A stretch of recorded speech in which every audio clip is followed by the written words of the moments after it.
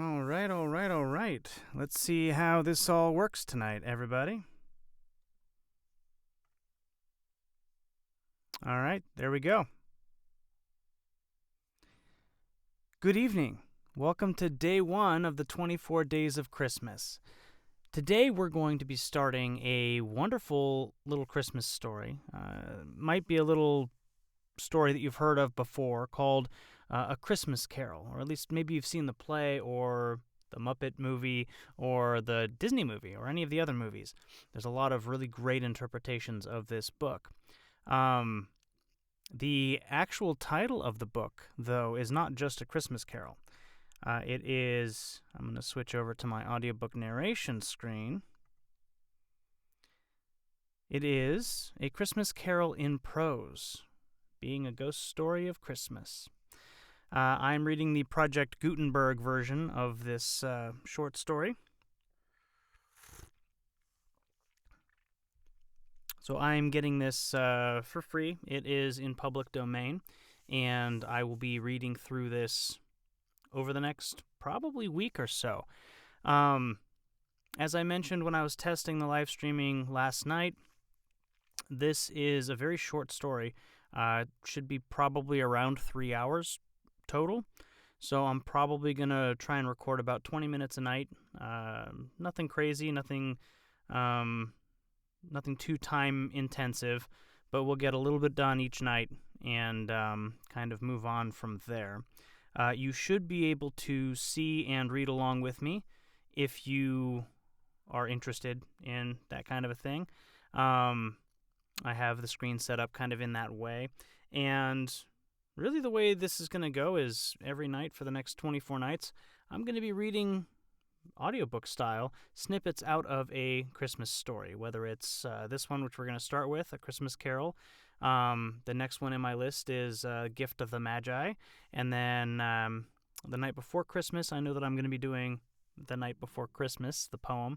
And there's probably about a week in there where I don't have any set books. So if you have a Christmas story that you particularly are fond of, and you know that it's an older Christmas story so that it's in the public domain so that I can read it without infringing on anybody's copyrights, please, by all means, text me or hit me up on one of my platforms, the internet platforms, and give me some suggestions. Or if you have my contact information, you can always email me, rob@robsogovo.com, and give me an idea, a suggestion or two.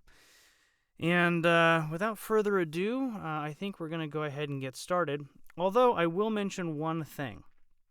I am putting quite a bit of time, production cost into this as well. So I am going to be periodically popping up a couple of QR codes. You'll also see them on the end screen, the end title screen.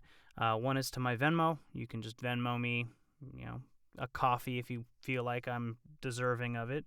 Another one is literally called Coffee. It's ko-fi.com. It's a donation website where you can kind of, again, just throw me a couple bucks for a coffee if you're enjoying the narration or enjoying the concept. It's always much appreciated, absolutely not required. I'm going to be narrating these books or these stories over the next 24 days regardless. But it's always nice when people appreciate you for what you're doing. So without further ado, let's go ahead and get into A Christmas Carol.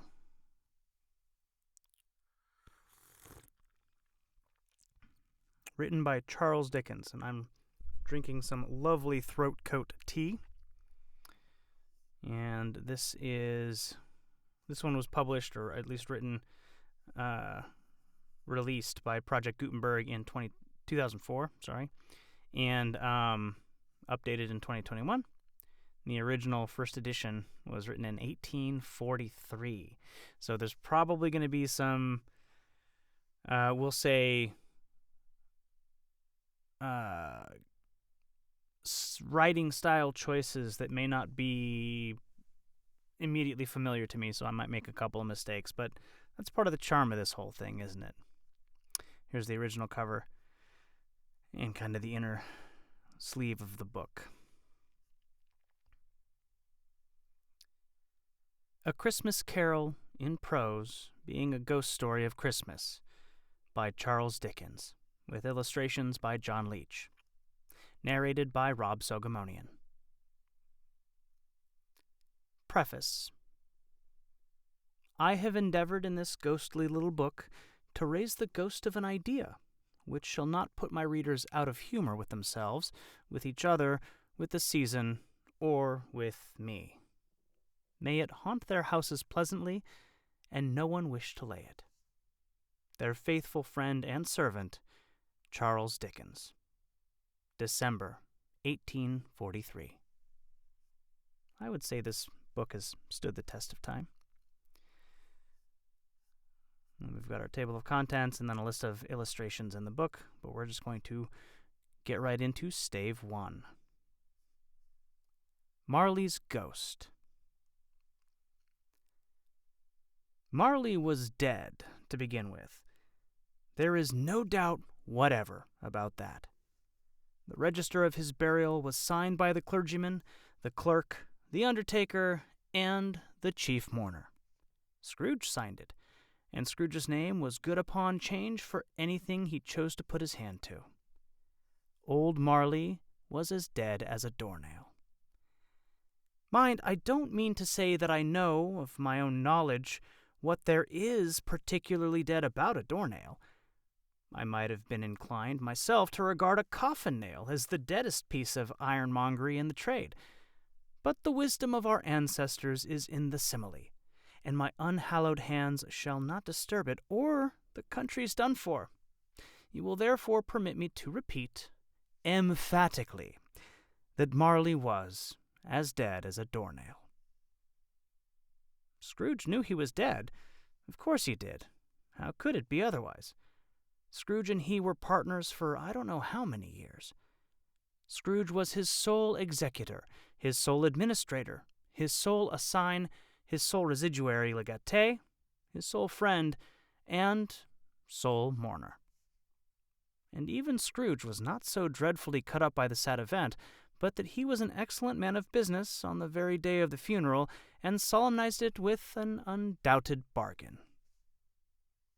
The mention of Marley's funeral brings me back to the point I started from. There is no doubt that Marley was dead.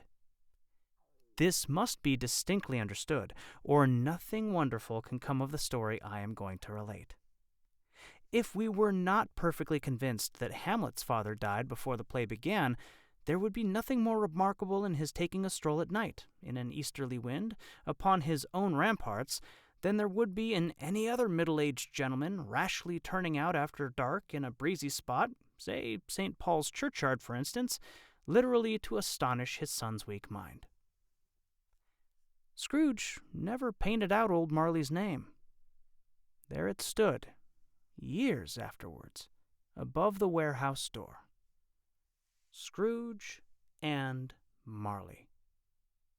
Sometimes people new to the business called Scrooge Scrooge, and sometimes Marley, but he answered to both names. It was all the same to him. Oh, but he was a tight-fisted hand at the grindstone, Scrooge, a squeezing, wrenching, grasping, scraping, clutching, covetous old sinner. Hard and sharp as flint, from which no steel had ever struck out generous fire. Secret and self-contained, and solitary as an oyster. The cold within him froze his old features, nipped at his pointed nose, shriveled his cheek, stiffened his gait, made his eyes red, his thin lips blue, and spoke out shrewdly in his grating voice. A frosty rime was on his head, and on his eyebrows, and his wiry chin. He carried his own low temperature always about with him. He iced his office in the dog days, and didn't thaw it 1 degree at Christmas. External heat and cold had little influence on Scrooge. No warmth could warm, no wintry weather chill him. No wind that blew was bitterer than he. No falling snow was more intent upon its purpose. No pelting rain less open to entreaty. Foul weather didn't know where to have him. The heaviest rain and snow and hail, and sleet could boast of the advantage over him in only one respect. They often came down handsomely, and Scrooge never did. Nobody ever stopped him in the street to say, with gladsome looks, "My dear Scrooge, how are you? When will you come to see me?" No beggars implored him to bestow a trifle. No children asked him what it was o'clock.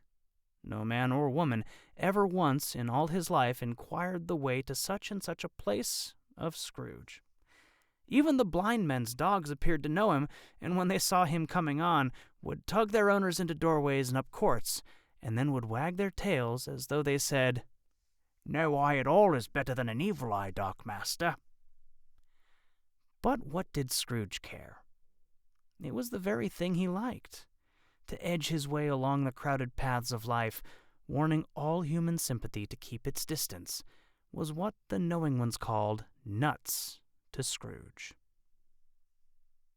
Once upon a time, of all the good days in the year, on Christmas Eve, old Scrooge sat busy in his counting-house.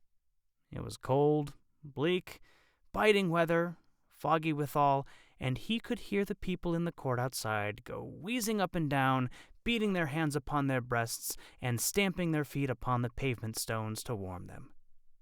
The city clocks had only just gone 3, but it was quite dark already.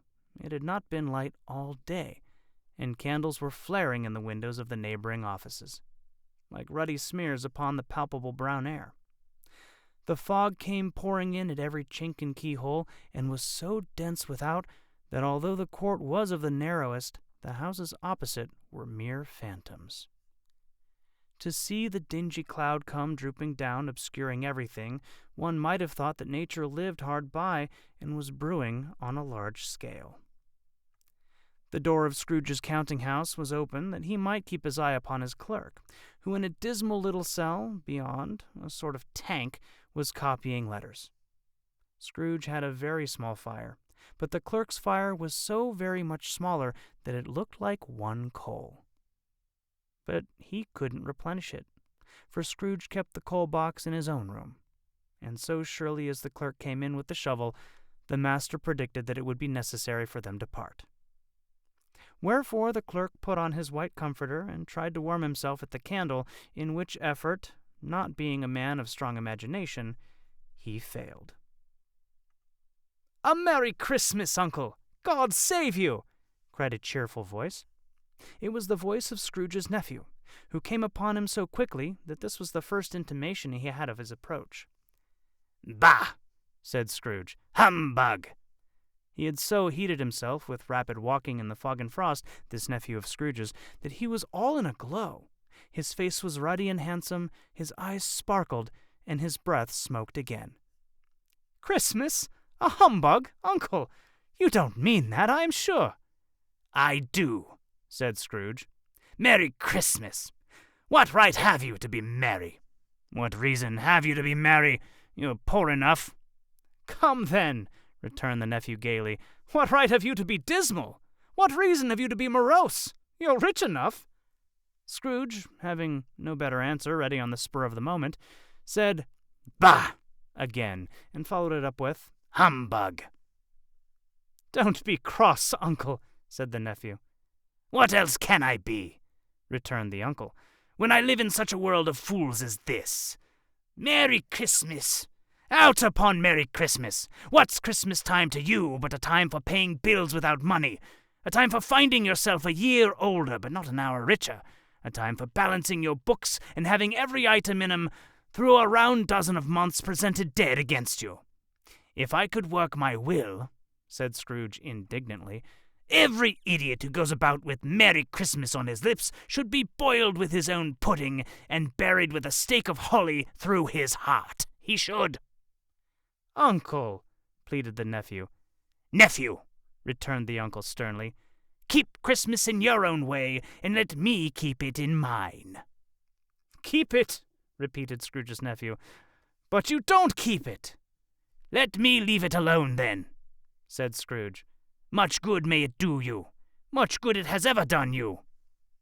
"There are many things from which I might have derived good, by which I have not profited, I dare say," returned the nephew. Christmas among the rest. But I am sure I have always thought of Christmas time, when it has come around, apart from the veneration due to its sacred name and origin, if anything belonging to it can be apart from that, as a good time, a kind, forgiving, charitable, pleasant time, the only time I know of in the long calendar of the year when men and women seem by one consent to open their shut-up hearts freely and to think of people below them as if they really were fellow passengers to the grave, and not another race of creatures bound on other journeys. And therefore, uncle, though it has never put a scrap of gold or silver in my pocket, I believe that it has done me good, and will do me good, and I say, God bless it. The clerk in the tank involuntarily applauded. Becoming immediately sensible of the impropriety, he poked the fire and extinguished the last frail spark forever. "Let me hear another sound from you," said Scrooge, "and you'll keep Christmas by losing your situation. You're quite a powerful speaker, sir," he added, turning to his nephew. "I wonder you don't go into Parliament." "Don't be angry, uncle. Come, dine with us tomorrow." Scrooge said that he would see him. Yes, indeed he did. He went the whole length of the expression, and said that he would see him in that extremity first. "But why?" cried Scrooge's nephew. "Why?" "Why did you get married?" said Scrooge. "Because I fell in love." "Because you fell in love," growled Scrooge, as if that were the only one thing in the world more ridiculous than a Merry Christmas. "Good afternoon." "Nay, uncle, but you never came to see me before that happened. Why give it as a reason for not coming now?" "Good afternoon," said Scrooge. "I want nothing from you. I ask nothing of you. Why cannot we be friends?" "Good afternoon," said Scrooge. "I am sorry, with all my heart, to find you so resolute. We have never had any quarrel to which I have ever been a party, but I have made the trial in homage to Christmas, and I'll keep my Christmas humor to the last. So, a Merry Christmas, uncle." "Good afternoon," said Scrooge. "And a Happy New Year." "Good afternoon," said Scrooge. His nephew left the room without an angry word, notwithstanding. He stopped at the outer door to bestow the greetings of the season on the clerk, who, cold as he was warmer than Scrooge, for he returned them cordially. "There's another fellow," muttered Scrooge, who overheard him, "my clerk with 15 shillings a week and a wife and family, talking about a Merry Christmas. I'll retire to Bedlam."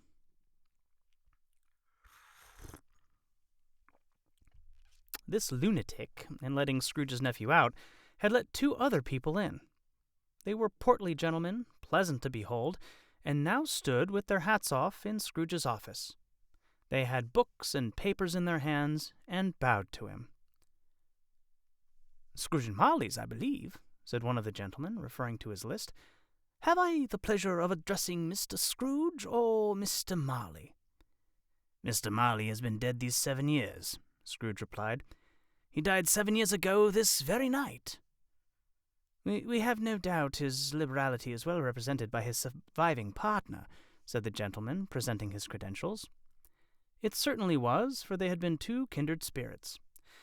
At the ominous word liberality, Scrooge frowned and shook his head and handed the credentials back. "At this festive season of the year, Mr. Scrooge," said the gentleman, taking up a pen, "it is more than usually desirable that we should make some slight provision for the poor and destitute who suffer greatly at the present time. Many thousands are in want of common necessaries.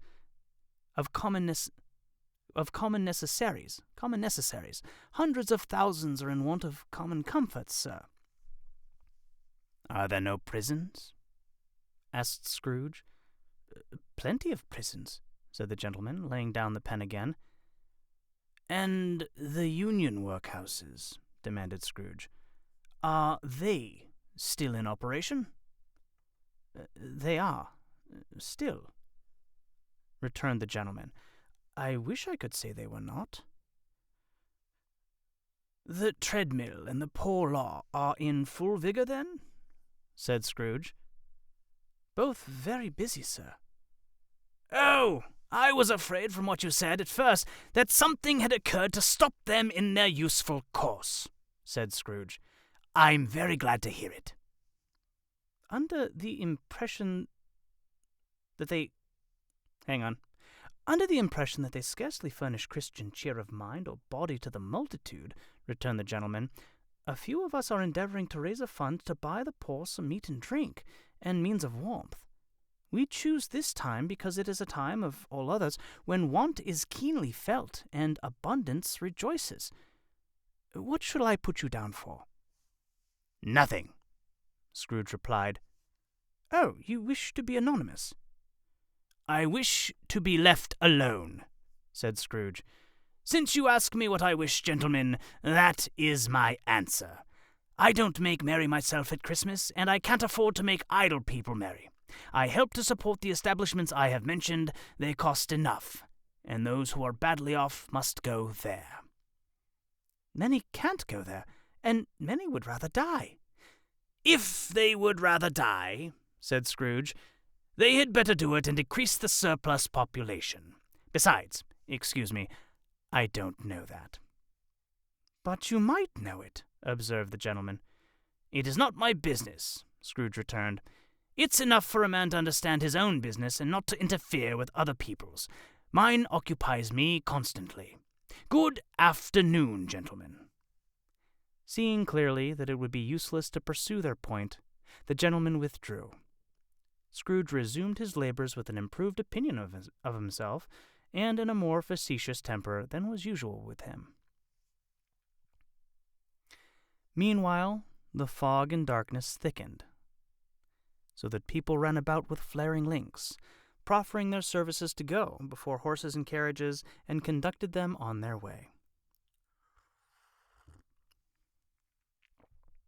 The ancient tower of a church, whose gruff old bell was always peeping slyly down at Scrooge out of a Gothic window in the wall, became invisible, and struck the hours and quarters in the clouds, with tremulous vibrations afterwards, as if its teeth were chattering in its frozen head up there. The cold became intense. In the main street, at the corner of the court, some laborers were repairing the gas pipes, and had lighted a great fire in a brazier, round which they had a party of ragged men and boys were gathered, warming their hands and winking their eyes before the blaze in rapture. The water plug being left in solitude, its overflowing sullenly congealed and turning to misanthropic ice. The brightness of the shops, where holly sprigs and berries crackled in the lamp heat of the windows, made pale faces ruddy as they passed. Poulterers' and grocers' trades became a splendid joke, a glorious pageant, with which it was next to impossible to believe that such dull principles as bargain and sale had anything to do. The Lord Mayor, in the stronghold of the mighty mansion house, gave orders to his 50 cooks and butlers to keep Christmas as a Lord Mayor's household should, and even the little tailor, whom he had fined 5 shillings on the previous Monday for being drunk and bloodthirsty in the streets, stirred up tomorrow's pudding in his garret, while his lean wife and the baby sallied out to buy the beef. Foggier yet, and colder, piercing, searching, biting cold. If the good St. Dunstan had but nipped the evil spirit's nose with a touch of such weather as that, instead of using his familiar weapons, then indeed he would have roared a lusty purpose.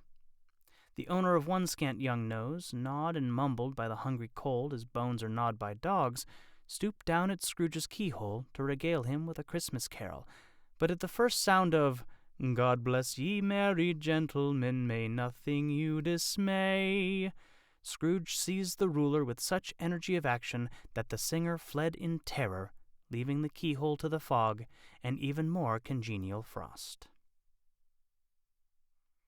All right, I think we will end there tonight. That was a pretty good intro, and established the world of A Christmas Carol, and particularly Scrooge and his temperament towards pretty much anything merry. I got a lot of really cool descriptions out of that. It really does paint a different picture of bleakness when you're reading the actual book versus watching it, on stage at the theater, or watching one of the various interpretations that are on, movies or TV or streaming services or whatever. So I think this is going to be fun. So that brings us to the end of day 1 of the 24 days of Christmas. Join me again tomorrow, where I will be live. I will be live streaming tomorrow night. Again, tonight was a pre-recorded session because tonight I'm actually finishing a Dungeons & Dragons game. But I wanted to get this recorded and get this started. And it was a live stream. There was no editing. You got all the mistakes. You got all of the little hiccups and everything. So tomorrow will actually be live, and we will continue with a Christmas carol. And hopefully you guys enjoy and stick with me, and we'll get through day 2 of the 24 days of Christmas. Looking forward to seeing you all tomorrow. Have a great evening. Happy holidays as we move towards the most wonderful time of the year. Good night, everybody.